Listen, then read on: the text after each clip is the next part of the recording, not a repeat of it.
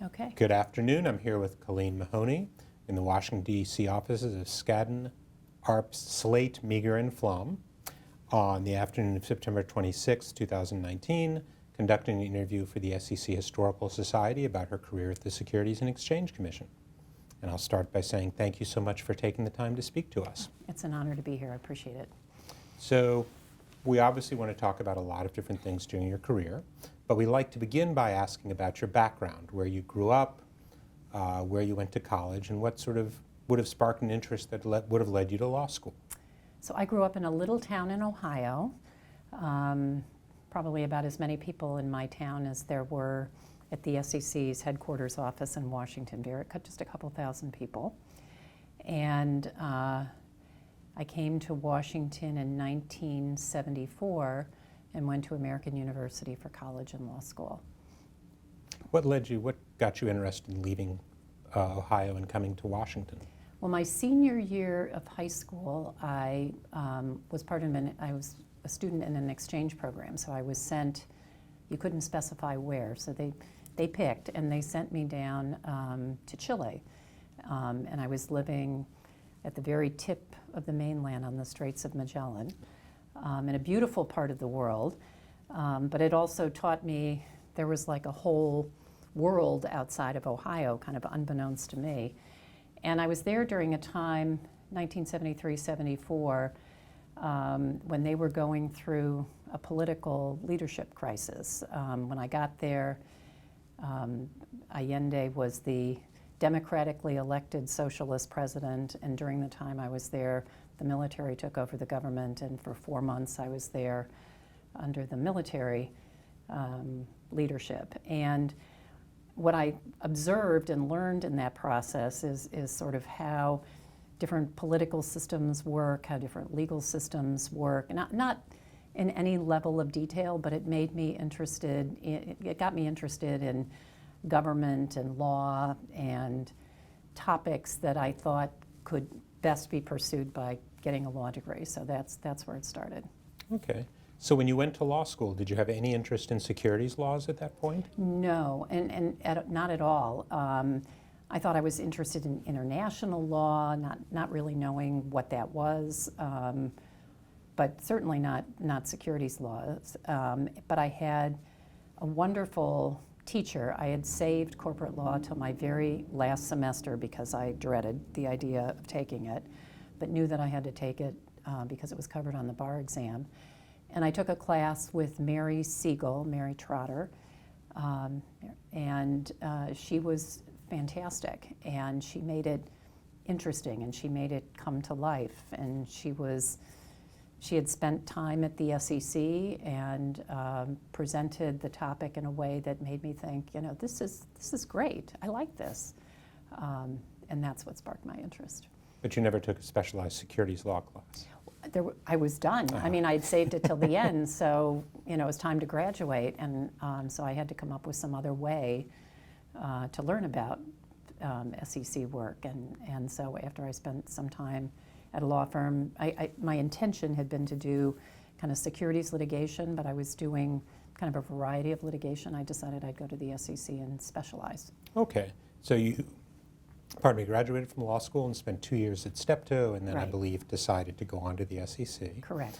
It sounds like you walked away from your law school class with a very favorable image of the SEC. Very favorable image What was of the SEC. What was the public image of the SEC at the time? What were you thinking of it before you entered their doors? I don't think it had a high profile. I think it has a much higher profile now, and started developing a higher profile when the SEC started bringing the big insider trading cases against Ivan Boesky and the like. So it didn't have a high profile, but my sense of it was through this professor that it was a good group of smart, kind of hardworking people doing interesting things. Like among agencies, it kind of felt like a boutique law firm versus a big law firm. Compared to government agencies, it felt like kind of a boutique agency versus some of the larger, more sprawling agencies. And so that's what led me there. Can you talk a little about how you were actually hired at the SEC? Oh, the hiring process was remarkable.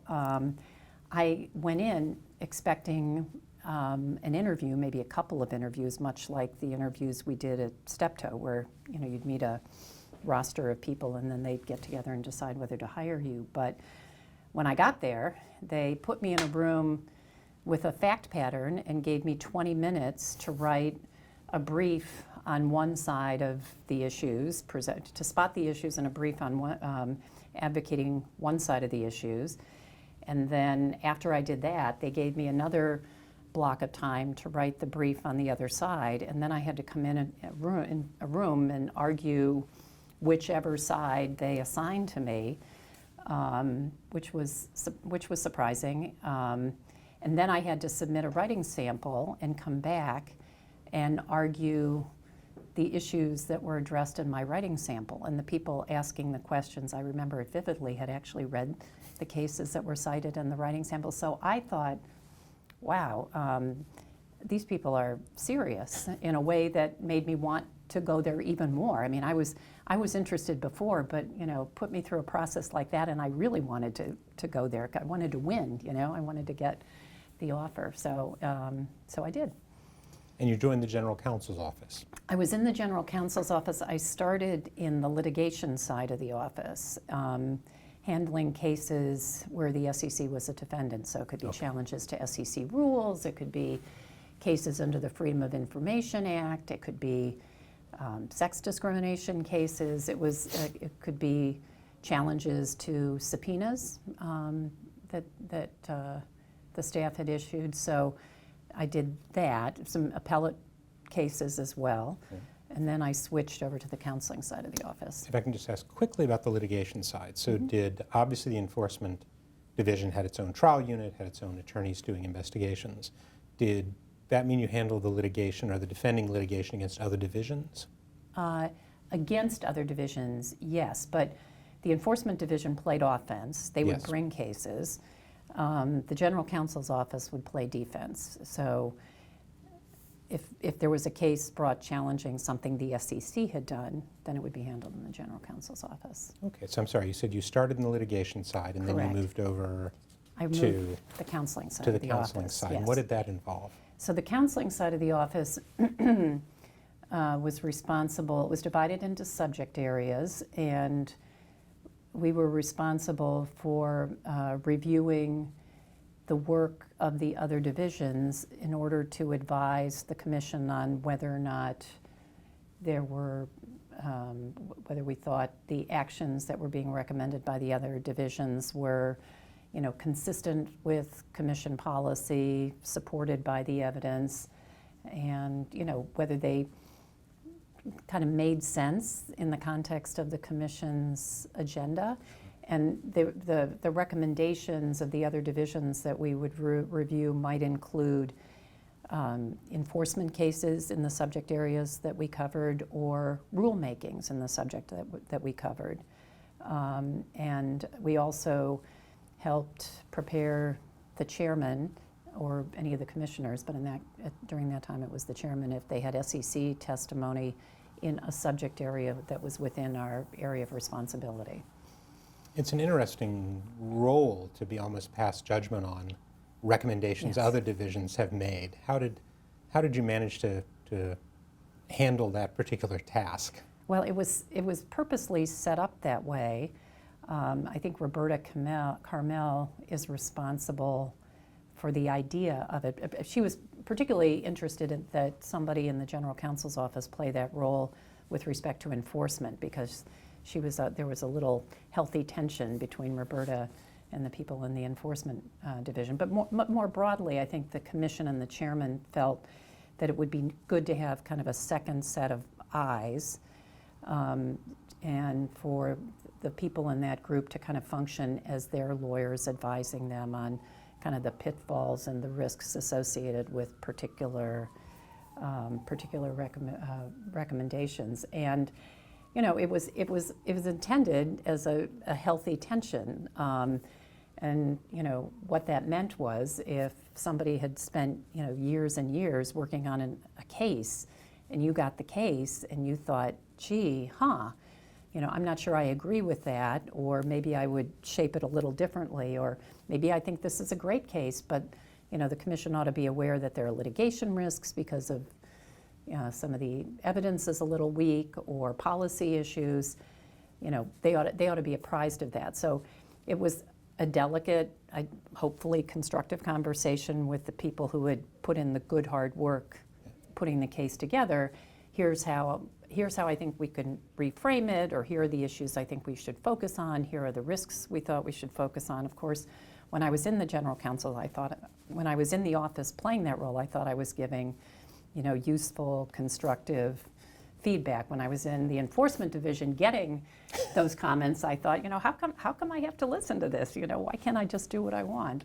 But it all worked. I mean, we were all kind of working on the same team. We were just playing different roles on the same team. So it wasn't, I think you've just answered this, so it wasn't just a matter of giving thumbs up or thumbs down to the commission, but in fact a dialogue with the people from whatever division you were reviewing the proposals of. Oh, it was it wasn't at all up or down. I mean, it could be, but most of the discussion was not, you can't bring this case or you can bring this case. It was, let's talk about where the risks are in this case and make sure the client, the commission, is making an informed decision. Or, you've got a fraud charge here, but maybe you don't have enough for a fraud charge, but you could reposition it that way. Or, this rule proposal makes sense, but maybe it could be tweaked this way or that way. And sometimes we agreed, sometimes we disagreed. But the point was not to surprise the operating division by going around them and going to the commission and saying, what these people are telling you, don't believe it. It should be this way. But to talk to them in the first instance and see if you can work out a consensus about what the commission needs to know about this before they decide whether they will go up or down on it. Yeah. I want to come back to this, but how did you actually interact with the particular commissioners and the commission at this point in your career? Not as much at this point, because even though I had been promoted to special counsel, I was not the head of the group. So I would work with the head of the group, and then we would go together and have these discussions, and usually the head of the group would speak more. As I got more experienced with it, I would go have the discussions myself. And then you have to choose. Usually there's a whole chain of command on either the case in the enforcement division or the rulemaking in the operating division. And sometimes, depending on the level of comments, you started with the more senior person. Sometimes you started with the more junior person. But I mean, the agency was big, but it wasn't that big. So you kind of knew who you should talk to and how the conversation could best be structured. Okay. Was it this work that, because you you didn't leave, but you moved in 1990 from the general counsel's office to the enforcement division? Correct. Was it the time in the general counsel's office that got you interested in enforcement, or had you always been interested in enforcement? I had always been interested in enforcement. I was always interested in enforcement. I was happy to have the counseling role because it assured me a steadier diet of securities laws cases, because as I said, the litigation, it could be a challenge to a rulemaking, but it could also be a FOIA case, it was a very kind of general docket. By going down to the enforcement division, I would be doing securities work by definition, and more kind of litigation type work, which appealed to me. Okay. So while you were in the general counsel's office, we mentioned in an earlier discussion, you worked some on what became the Remedies Act. Yes, and in the enforcement division. Oh, and while you were in Yes, enforcement. yes, I'm sorry, yes, I didn't both. pick up on that. Can you talk about your work on the Remedies Act, what you actually contributed, what you were asked to do? Well, like everything, it was a team project, but the time was ripe and the Congress was willing to give the agency more remedies to make the enforcement process more effective. Sorry, I mean, Dennis, you wanna A while re-answer then. that que- Okay, sorry. Can you re-ask that question? Yes. Car alarm or something going on. yeah. Sure. So while at the general counsel's office, and I believe the enforcement... Sorry. I'll take, Hey, I'll fire- take, Yeah, take I'll a take- breath. I'll take a Yeah. sip here. Fire engines are okay. Mm-hmm. It's just that since we already stopped, might as well let it go by. could But a be, car alarm is pretty it's pretty distracting. alarm, yeah. if we're on the other side, you'd get all the motorcades, Oh. which is like kind of cool the first 10 times. Then if you're trying to get to work, it's really not cool at all. When I was an associate the last year, Wilmer moved into its new offices, Mm-hmm. and the partners were very excited to get big glass front offices facing the World Bank, not realizing their constant protests in front of the Mm-hmm. Yeah, World and- Bank. We get a lot of protest, and sometimes that is annoying, but sometimes it's very moving. Like I remember after the Parkland shooting, when, you'll remember there were days when students assembled That's right. and protested, and to see, it really moved me to see just hundreds and hundreds of young students holding these signs saying, please protect us. It was very, so, It's nice to see the First Amendment in action. yeah. Particularly when you agree with it. When you don't agree with it, it's like, Yes. then you start thinking about the traffic issues more. But- All right, I think we're in the clear. Okay. That Remedies Act. Yes, when you were at the General Counsel's office and then in the Enforcement Division, I Right. believe you worked some on what became the Remedies Act. Right. Can you talk a little about what you contributed to that process? So it was a team effort, and I think what was identified is that Congress was willing, and certainly the SEC was interested in expanding the range of sanctions it could impose to make the enforcement program more effective. I mean, in some ways, it's quite remarkable that the agency had an effective program, was viewed as having a very effective enforcement program up till that point when, frankly, all they could do is get an injunction that says don't do it again, and penalties in insider trading cases. And that's kind of it. There was the beginning of the thought that they could also get disgorgement or repayment of ill-gotten gains, even though that wasn't specifically laid out in the statute. It was something that, an implied authority that that the agency started arguing for. But aside from that, there weren't a lot of weapons in the arsenal. So we put together, in close collaboration with the impacted divisions, both the General Counsel's office, the enforcement group, and the like, a package, and worked it through Congress successfully. It was interesting. There wasn't as much sausage making as you might think. The process went pretty smoothly and constructively, and we had a lot of support on the Hill, which of course made a huge difference. And was your work mainly within the commission? Did you actually deal with people on the Hill? It was mainly within the commission, some outward-facing work, but it was mainly within the commission. Or I would go. I mean, I was chief counsel then. I was not the head of enforcement. Okay. So, to explain to Congress why these powers were needed, I would go, with the head of enforcement, who would say, how can we run a program unless you do this for us? That kind of thing. And what you say has also come up in other interviews about the surprising lack of powers the SEC seemed to have before the Remedies Act. Correct.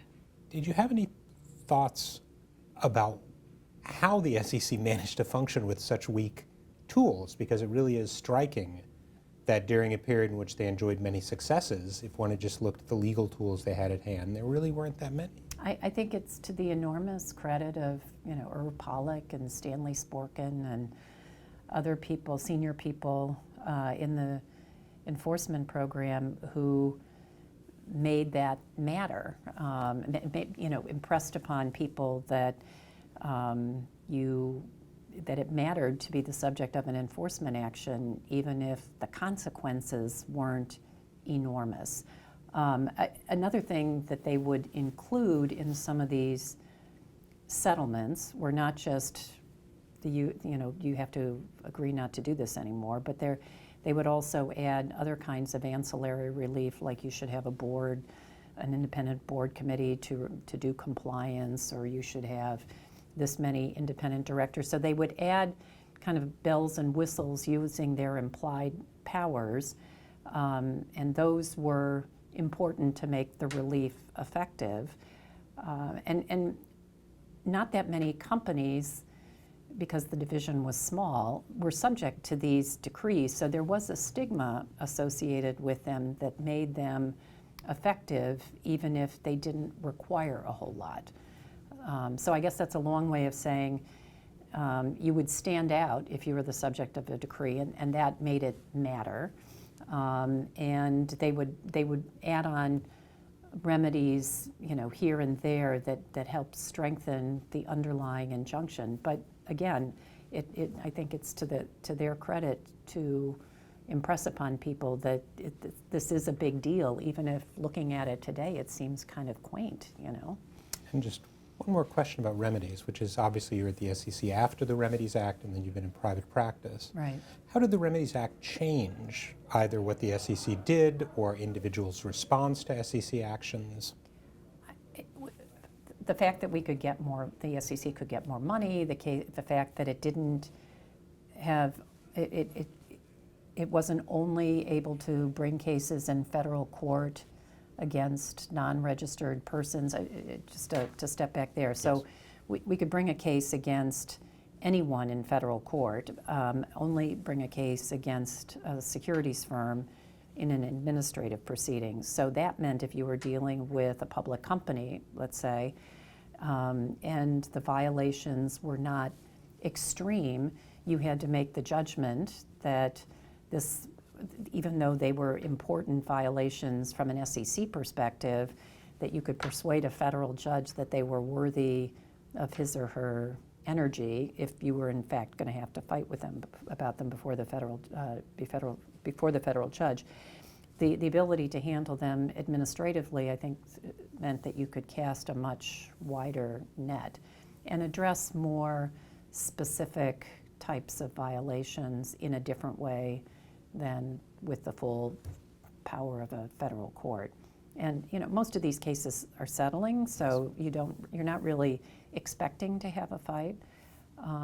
But it's also the case, whether you have a fight or not, that certain violations, I think, it's a more proportional response that the defendant be subject to an administrative order than a federal court order.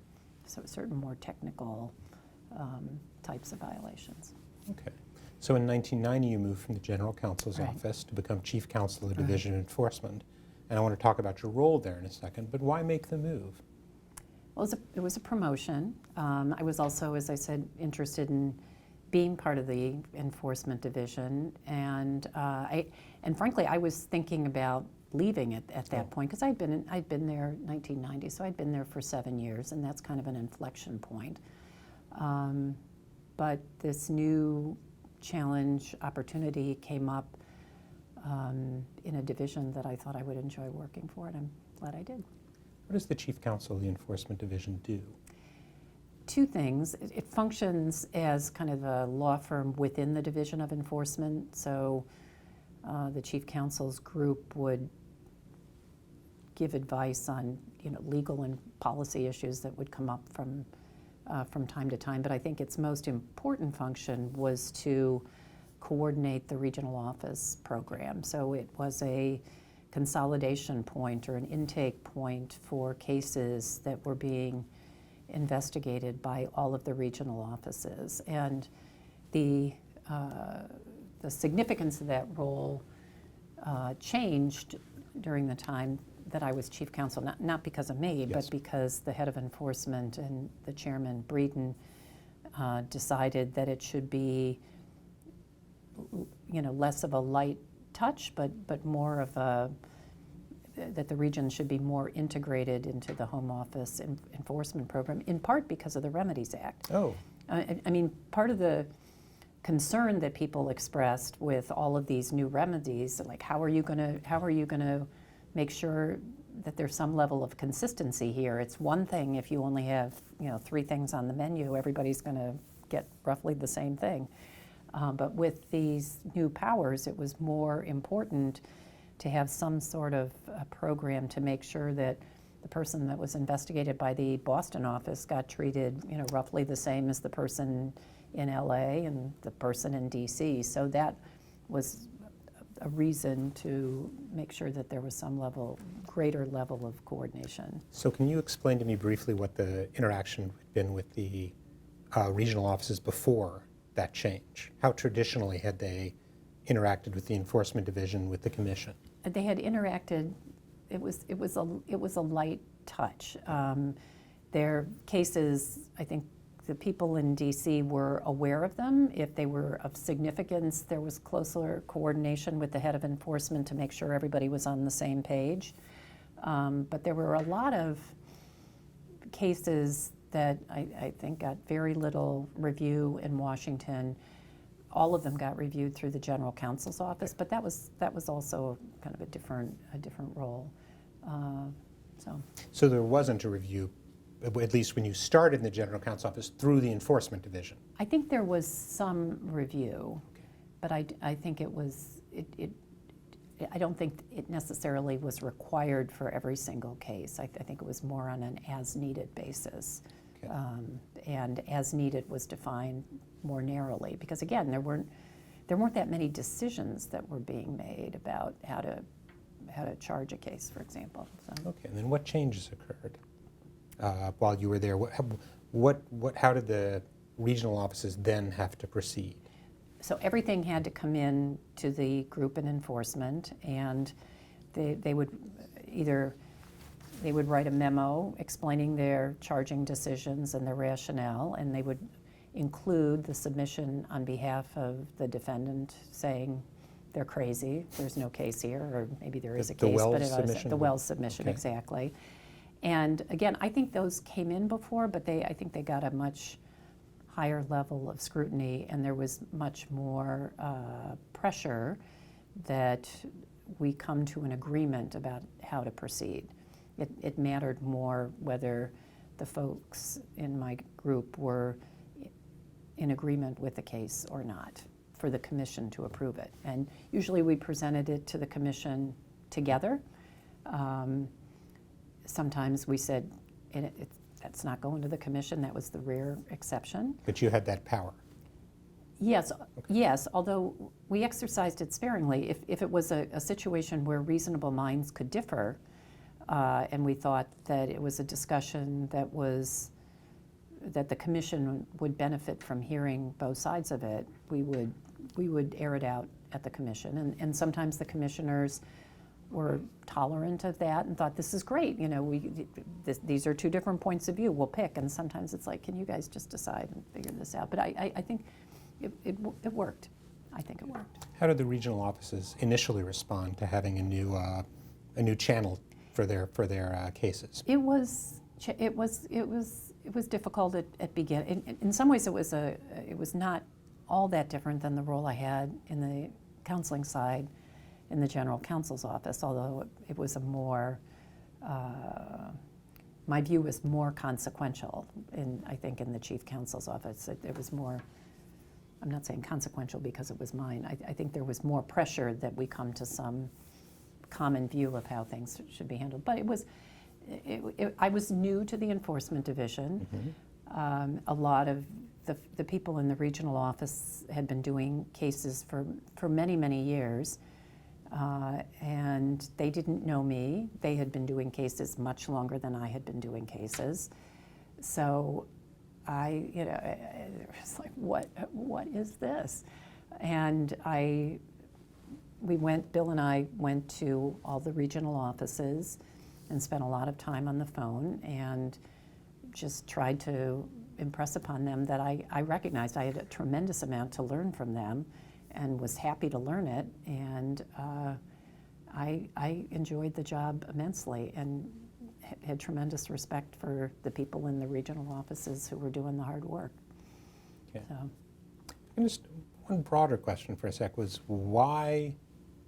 what is the special role of a chief counsel within a division if there's already a general counsel's office? What distinguished the role you played within enforcement from the larger role? I mean, I shouldn't say larger, I should say different role, the general counsel's office. Much better to work out the issues within the division before it goes to the general counsel's office than to have the general counsel's office work out your issues. Okay. Okay? So I think that's it. And I was in the chief counsel's role, I was closer to what was going on in the investigations, including in the regional offices. They'd call and ask questions from time to time. And as I was in the role longer, they would come sooner and more often, because I think they realized that if they came in they wouldn't wait until they absolutely had to talk to us. I'm hoping Okay. they came sooner because it was more efficient to get things worked out earlier, but maybe they thought there was mutual benefit to these discussions before the thing was fully cooked. And that's, again, better. Each of the divisions are like different houses in the same neighborhood. Better to sort it out in your own house before you take it over to the next door neighbor and see what they think about it. Okay. Well, we're still in your earlier years at the commission. Right. I wanted to ask about your perception as a woman joining the commission in the 1980s. Now, I know the SEC, you certainly weren't the first generation. The SEC had a long No. tradition of women, but it's still a period in which the composition of the workforce is changing, in which the number of women entering the legal profession, entering the government is certainly rising rapidly. And I was curious about your experience there. Well, keep in mind my entry point or my introduction to the SEC was through this woman professor who spoke so highly of it, learned so much from it, and viewed it as a defining experience in her own life. So I kind of went in the door thinking this is a good place for women. And in the general counsel's office, there were quite a few women. Whitney Adams hired me, Linda Feinberg, Elise Walter, Ann Schaefer. There were many senior women in the general counsel's office in what we call the operating divisions. Kathy McCoy was in Corp Fin. Kathy McGrath was in the Division of Investment Management. And at the time, Linda Quinn was the executive assistant or chief of staff for Chairman Shad. He was the chairman when I arrived there. And she became a wonderful friend and ally and, just kind of beacon of light to me. As did Elise and Linda and the people that I worked with in the general counsel's office. So I knew the women in the general counsel's office and women in other divisions within the SEC pretty quickly, and it all seemed pretty normal. It was a pretty hospitable environment. Okay, and I know that, for instance, Joan McCown and Linda Thompson have both described you as a mentor to them in turn. Well, they're very kind. So they were in enforcement, and when I went to enforcement, there were also quite a few strong enforcement women spread all over the country. So you had Ann Flannery and Carmen Lawrence in New York, and you had Mary Keefe and Anita Nagler in Chicago, and you had Mary Jo Gillette in Philadelphia, who ended up running Chicago. You had Elaine Kacharis and Lori Richards in LA. So there were women in the enforcement program throughout the agency. In Washington, there was Terry Pritchard, and then Linda.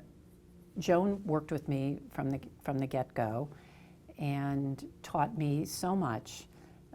And Linda Thompson came and joined the staff after I was already in the enforcement division, and Toni Sheehan came up through the ranks when I was there, and she's still there. It was a great place to work, male, female, all good. Thank you. So in '93, you stepped away from enforcement, or at least you left the division to become executive assistant. Correct. To Chairman Levitt, I Right. believe. And as you said, the executive assistant is the chief of staff to Right. the chair. How did you get that position? Honestly? Yes. Honestly, Please. I was leaving the building to go, my children were in daycare across the street. This is all relevant. I was leaving to get my kids in daycare across the street. I came back into the lobby holding my two kids, and Arthur Levitt was in the lobby, and I recognized him as the new chairman. He had not been confirmed yet. He was still showing up to get ready for his confirmation hearing. And if you know Arthur, you can picture him doing this. He sort of stopped and he said, "Who are you?" And I said, "I'm Colleen Mahoney." And he said, "What do you do?" And I said, "I'm the chief counsel in the enforcement division." And he said, "So what does that mean?" And I boiled it down to 2 minutes and 2 seconds and hoped that my kids would be patient with this. And he said, well, we should have lunch tomorrow. So I, my goodness. And so we had lunch, and we started talking about what I did, and he started talking about his trying to kind of get up to speed on how the agency works. And then he said he spent some time calling people to ask about me, and then he asked me if I'd be his chief of staff. So that's how it happened. And what does the executive assistant, as you said, what does the chief of staff do? It really varies depending on the chairman. So I think what Arthur wanted in his early years is somebody who could help him understand how the agency worked in all respects. And I don't mean to suggest that he didn't know the agency, because he obviously came in with a good perspective on how the agency functions, but to actually, run the agency, he wanted somebody who could help him kind of manage that through. And then as the chairman gets more grounded in how the agency works and what the issues are and kind of what the range of choices are in dealing with particular issues, then the role can be more substantive. You gather the people together and you can have these policy discussions or case discussions with him, and then help him make those decisions. Okay. How did that must have given you a very new perspective on the commission as a whole, or a somewhat new perspective? Somewhat new. From the general counsel's office, I did have kind of an overall perspective on how the agency worked that was helpful to me in that role. And it was an easier transition than if I had just been in one of the operating divisions. But I thought what it taught me is, Arthur was not a lawyer. He was a business person. And it was an incredibly valuable exercise to learn how to explain we hadn't really explained ourselves to a non-lawyer business person in a long time. So I had worked fairly closely with Richard Breeden before that, and Richard was a lawyer, and he loved sitting down and having kind of wide-ranging discussions, exploring every nook and cranny of a legal issue. It was fantastic. It was so exhilarating, but he did approach problem solving like a lawyer. Arthur approached problem solving like a business person. And if you say, he'd say, well, what are my choices? And if you would say, well, there are 3 choices, but really only one choice because we've always done it this way, he wouldn't settle for that answer. Why do you do it that way? What's the history? And do we really have to do it that way? Is it practical to do it that way? So you had to boil the issues down, much like you have to do for a client who's a business person. You had to come up with an explanation that was better than we do this force of habit. And he wanted to understand what we were doing from a practical, not just a legal. I mean, he wanted to make sure like it was legal, but why it was legal, not so important. Like what can we do? Why can we do it? Why is that practical? It was an important learning experience for all of us. So you said you work closely with both Chair Breeden and obviously Chair Levitt. Yes. And it's probably a place to ask, how does a chair influence, for instance, the operations enforcement, be it setting policies, be it setting larger goals? What are the interactions between that division and sort of the person at the top of the hierarchy? I mean, there's kind of the big picture and the small picture. I mean, the big picture is, all of the chairmen will come into it with a certain philosophy. If you're talking about enforcement, should it be tougher? Should it be more tougher, more flexible? Focus on individuals, focus on corporate responsibility, and I'm way oversimplifying it, but big picture themes that way. Or on the regulatory side, we should be highly regulatory in these areas to address these problems that we're seeing in this area of the market. We should be more aggressive coming up with ways to regulate the municipal securities market, or we should be more aggressive in this area, or we should pull back from this area. So they can set out kind of those big picture concepts.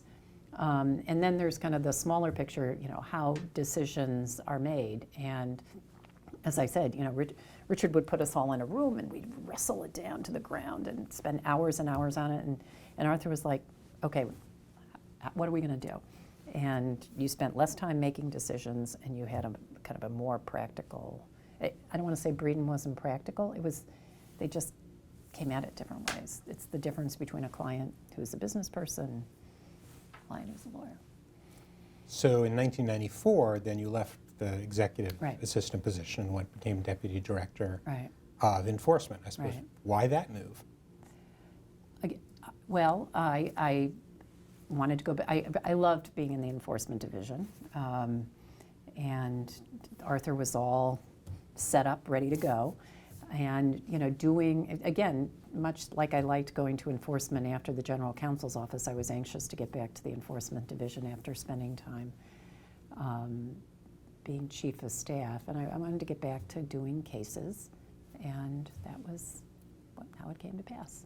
So you were the first Not the deputy first. director. No, but the first deputy director in about 12 years. Yes. That is, the title hadn't been used since Wallace Timoney, I think, in the That's right, 1970s. Wallace So how did it come about that you resurrected the title, or you were named deputy director? I guess there are two things. First of all, the division had gotten much bigger over the years.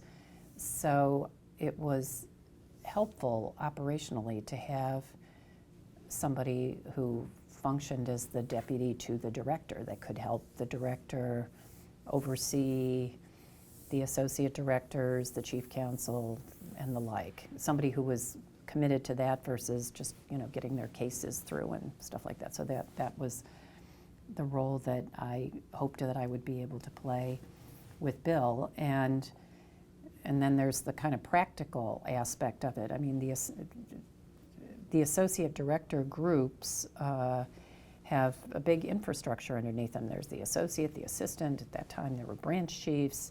And to fill an associate, and to become an associate director, like one of those associate directors had to leave, and then you would inherit that structure. Well, all the associates were in place. So I didn't want to be an associate without a portfolio. I wanted to bring cases. I wanted to be involved in cases. So deputy director enabled me to be involved in helping run the bringing of cases and fill a need with the additional management responsibilities given the increased size of the division. But it sounds like you did have to develop the role to some extent. Yes, although it was pretty easy. I mean, Bill and I had a good working relationship and had worked together as chief counsel. And as large as the division was, it wasn't that it was structured, but it wasn't. It didn't require a lot of finding my way. It came pretty easily. Yeah, so it was easy. Okay. Can you talk a little about working with Bill McLucas? Oh, we had so much fun. It was a great adventure, and I say we, Bill, myself, the associate directors, the chief counsel, the group. We called ourselves the front office, right? and we thought we were fabulous. And it was, we were all kind of like-minded people who had spent lots of time at that point at the SEC, and Bill is a good inspirational leader, and many people in the group with good senses of humor, good work ethic, and it was a great adventure. We were all on a mission together every day. What were the priorities of the enforcement division while you were there? Well, priorities, when you're dealing with enforcement, it's kind of an interesting concept because in enforcement, you're more reactive than proactive, unlike the regulatory divisions. Let's write a rule to solve this problem. In the enforcement division, your cases kind of organize themselves around what's going on in the market. So the market surveillance people pick up a lot of trading before a significant announcement. So you break that down and do an insider trading case. You don't wake up and say, I'm going to do insider trading. They sort of come to you that way. Or in the financial accounting and reporting area, companies restate or announce that they've got to correct an error, and then you just make a judgment about whether there should be an enforcement action. Or the people in Corp Fin review a company's filings or get involved in a transaction and see that there's something amiss and they bring it to you. Or the exam folks, do an exam of a broker-dealer and they see that there's a problem and you help address the problem. Or there's a situation where you learn of customer losses for one reason or another, and you go out and investigate the causes of that. So some of that's reactive. I think what you also try to layer on top of that are kind of an organized effort to attack specific problems you're seeing in the market. So there were a lot of bank issues at the time, so we had a financial institutions task force that was focusing on bank filings and bank regulatory disclosures. Was that coming out of the S&L crisis, or is this something different? Yes, that was coming out of the S&L crisis. So we had that group. I think that has now evolved tremendously to the division organizing itself. They have many more subject areas and specialty groups, which I endorse. At the time, we were not that big that we needed that many groups. So, long answer, you react to what you see. If you want to make sure you send the message that you're particularly on top of a problem area that you're seeing, you organize a group that indicates that they're paying special attention to it. Okay. Okay? One of the interesting things about enforcement is that it's always resource constrained. Always. That there is Always. that it's always surprising to realize the number of enforcement attorneys, especially given the huge responsibilities of enforcement, numbers in the hundreds or maybe low 1,000s. Yeah. And given that, of course, problems show up and you have to address them, how do you make decisions about directing those resources the way so that they'll have the best impact?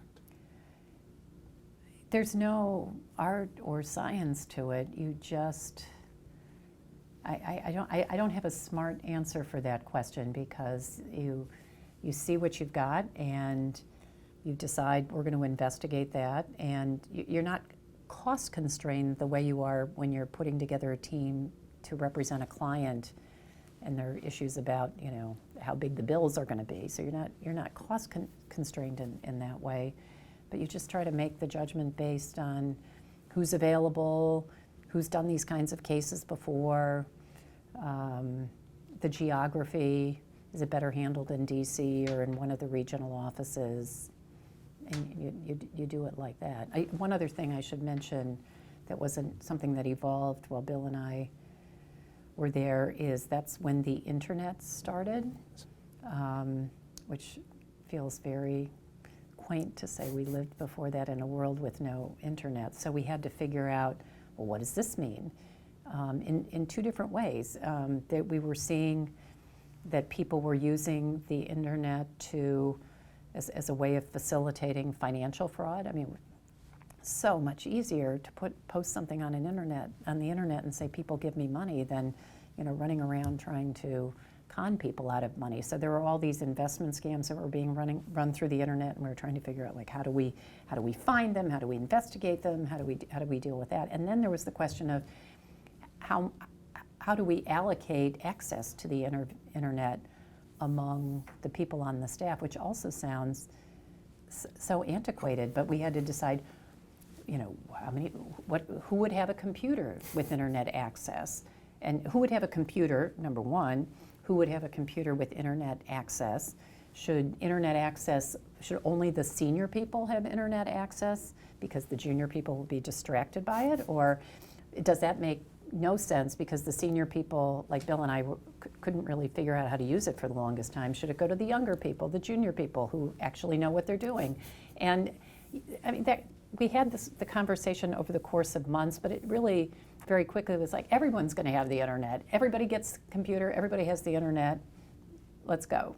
And John Stark decided he would organize and try to bring us into the 20, whatever's the century. He would make us more modern and teach us all how to use the internet, and you know, we finally kind of caught up with the rest of the world.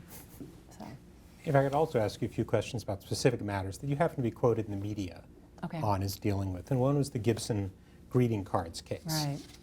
Right. Gibson gotten involved with a variety of derivative deals with Bankers Trust, and they blew up, and obviously the enforcement division wound up involved. Right. So it starts with Bankers Trust, which was selling derivatives to a lot of its clients and had a taping system on its phones that the enforcement division got access to and was able to listen to them talking about how they were communicating with their customers about the value of some of the products that they were selling. I'm sorry, talking to the customers or actually talking to one another within the bank? Well, they would talk to each other. Well, first it would have them on the phone with the customer, but then it would also have them on the phone with each other saying, oh, guess what we did? And so that led to a case against Bankers Trust, but it also led to a lot of other cases, including Gibson, where the issue was whether, notwithstanding the fact that Bankers Trust had perhaps given them information about the value of their positions that wasn't correct, that Gibson Greetings itself didn't have the controls that it should have had to properly value their positions. So it was interesting. And derivatives were kind of new and different, not so new and different anymore. But they were sophisticated products, and Gibson Greetings was an old, sophisticated company in its business space, but not so much in its security space. Yeah, so. And I believe you also worked on a number of the auditor independence cases. I did, and those cases come up and continue to this day. Again, it wasn't a particular, let's bring independence cases, but information, and I don't even recall how any of those particular cases came to our attention, but it was a topic that when we saw it, we thought we needed to do something about it. And in connection with that, I want to ask, I don't know if you had left the commission by the time Chair Levitt gave his, the numbers speech. That happened right after I left. Okay. Right after I left. I didn't know if that had been an issue beforehand and he only brought it public afterwards, or that was after you departed. That's after I departed, and kind of lucky for me, because it was a speech that announced the fact that the commission was going to be looking at public companies more broadly, with focus on their accounting and disclosure more than we, the commission, had done in the past. And I had arrived at Skadden, and part of the reason I came here is because we had a big public company client base. And thanks to that speech, I was introduced to a lot of our corporate clients, like, what does that mean? They're going to focus more on us. What should we expect? So it helped me become needed early on for interpreting what it meant when the chairman gives a speech like that and you're a public company. And I should ask one more question about when you first came over to enforcement. I should have asked a little earlier, which is, at the time you moved to became deputy director, the Washington Post did describe the enforcement division as the most macho division. And I didn't know if you had perceived that or if that was... No, as I mentioned, there were lots of women in the commission, and there were lots of women in senior positions in enforcement, and that was its reputation. And I think maybe their numbers were different than the numbers in the other division, but if you combine the number of women in the regional offices with the number of women in Washington, I like most things, I think it was a little bit overstated. Okay. So we've already discussed Bill McLucas and Arthur Levitt a bit, and I wonder if there are and you've named a number of other people who you worked with over the years. Are there other individuals who come to mind as very important or just very memorable at the commission? Because we talk about the directors of the divisions, we talk about the chairs, Right. but we'd like to understand as well people who added a little or added a great deal to the commission who didn't perhaps reach those positions? I go back to Linda Quinn, but I realize that you said I should be answering the question with somebody other than a director. Whoever comes to mind or is important to. She was. I think she was important to many of us, men, male, female, because she was incredibly smart, very rigorous in her approach to problem solving, extremely articulate, and just completely committed to the mission of the agency. And she passed away, and we all miss her tremendously. But she not only played a significant role for many of us in our time at the SEC, but my kids loved her. Linda was just a really important person. Another person I will mention, who was the head of an office, but I think deserves more of a shout out, is Michael Mann. I don't know if you've spoken. You have spoken. I believe I don't know if I've spoken to him. I believe there's an interview with him. So Michael Mann, by the society. He really changed the game, and I mean, what an entrepreneur. It became clear that for the program to be effective, that the division had to be able to get information from overseas regulators, and had to persuade them and create a legal framework for information to be shared, because the markets were globalizing to the point where, to do an insider trading investigation, you needed to be able to get bank records all over the world, or phone records, or other types of documents and information. And he just created this framework out of nothing. And it was a combination of very smart legal thinking, but also a lot of kind of entrepreneurial type thinking, like, let's call these regulators and explain to them why it's good for them to have this relationship with us. And we'll share back, but frankly, we needed them more than, they didn't have big enforcement programs, so whatever we offered to them, we needed them.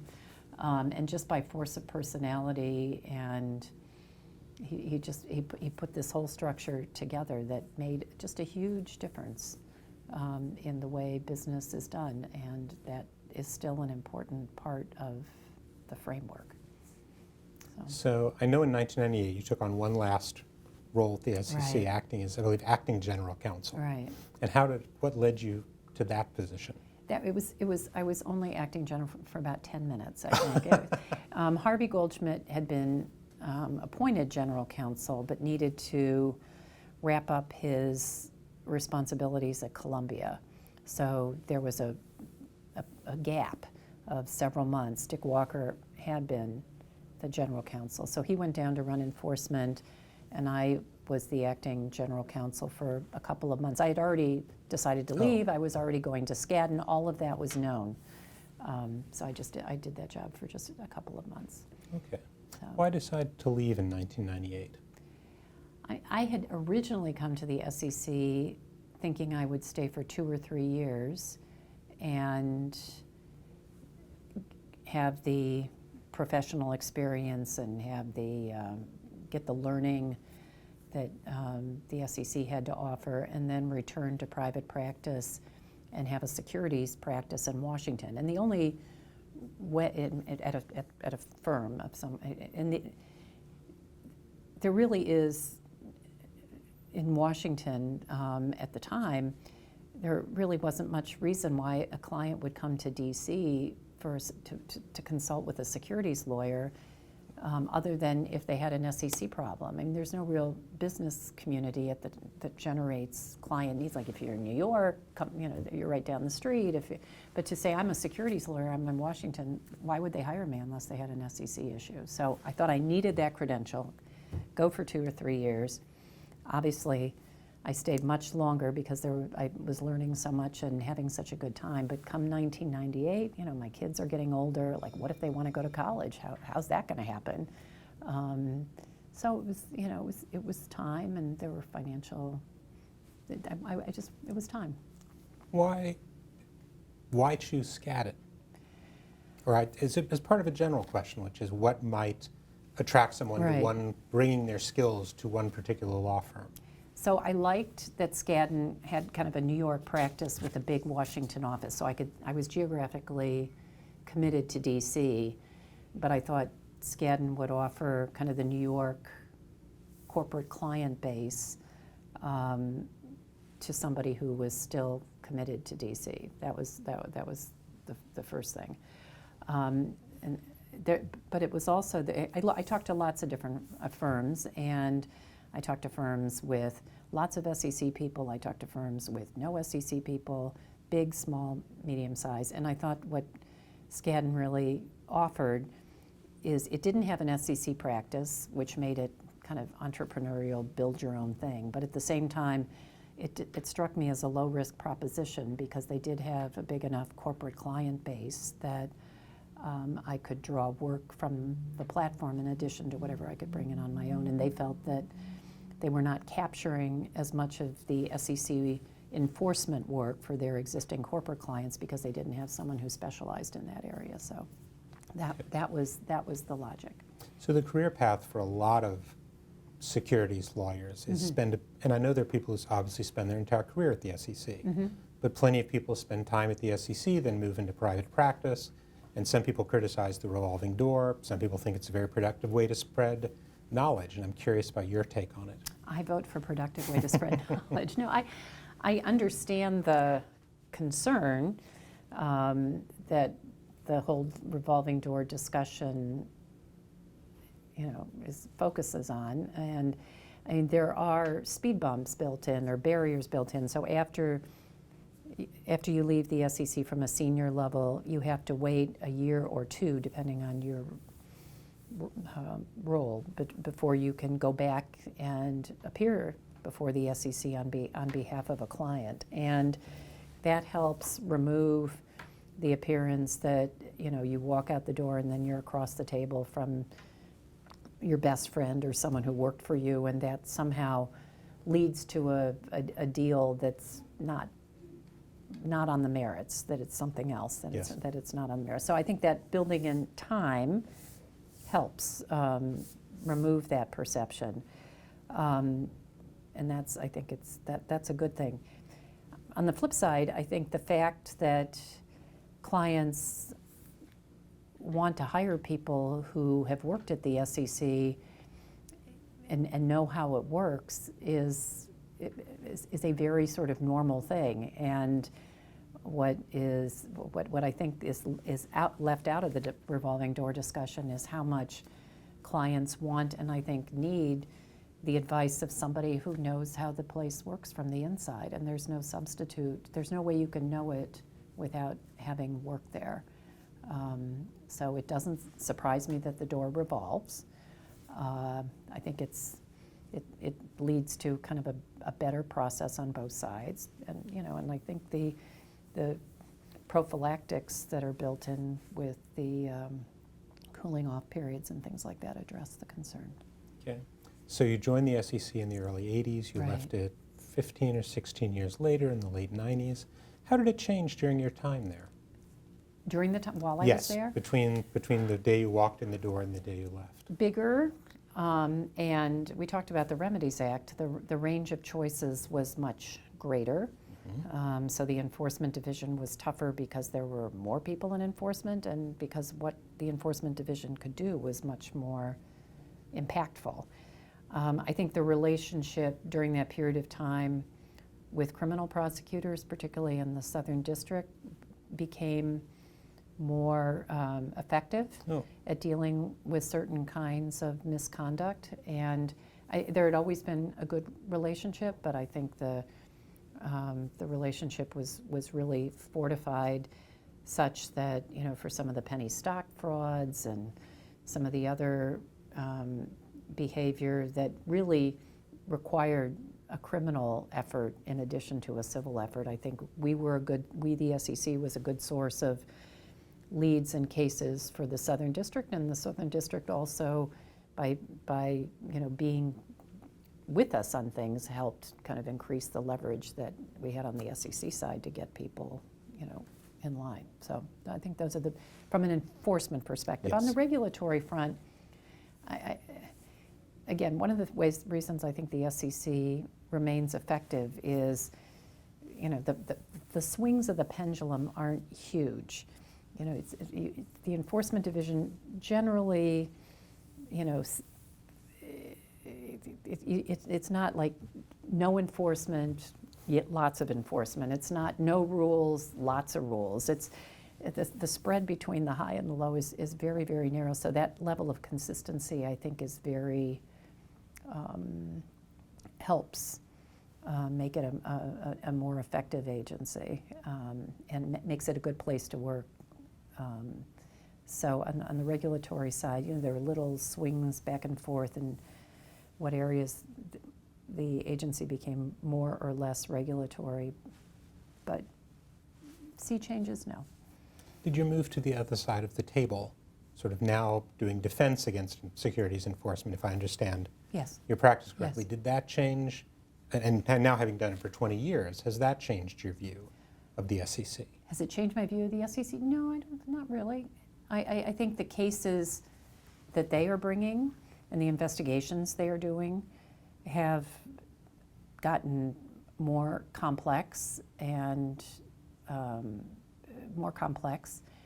therefore doing the defense of those cases has become more complex.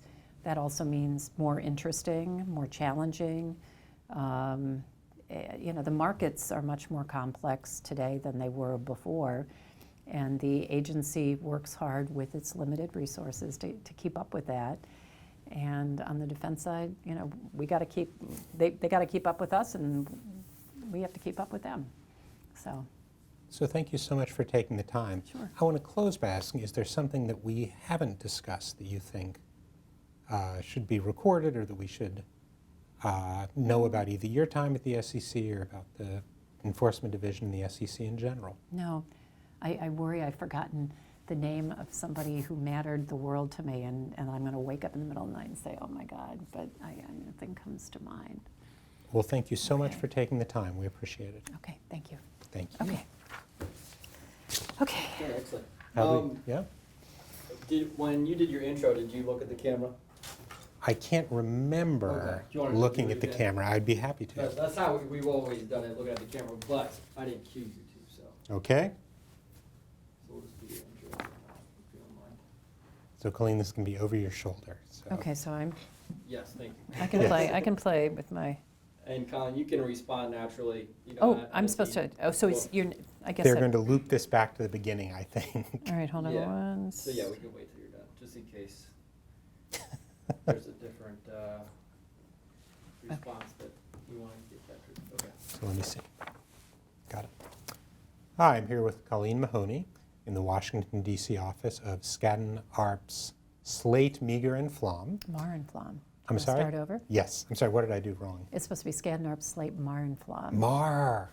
Who I would wish know I from did the way not it's know, spelled? but let's do that again. Or you could just say it's Skadden. Here at Skadden's Okay. offices. We're totally fine with that. I am here with Colleen Mahoney at the Washington, D.C. offices. Actually, sorry, just, you were smiling right at the Sure. beginning of that. No, hi, Colleen. smile. I'm here in Washington, D.C. at the Washington offices of Skadden, interviewing Colleen Mahoney on September 26th, 2019, about her long career at the Securities and Exchange Commission for the Securities and Exchange Commission Historical Society. And thank you so much for taking the time to meet with us, Colleen. Glad to be here. It's an honor.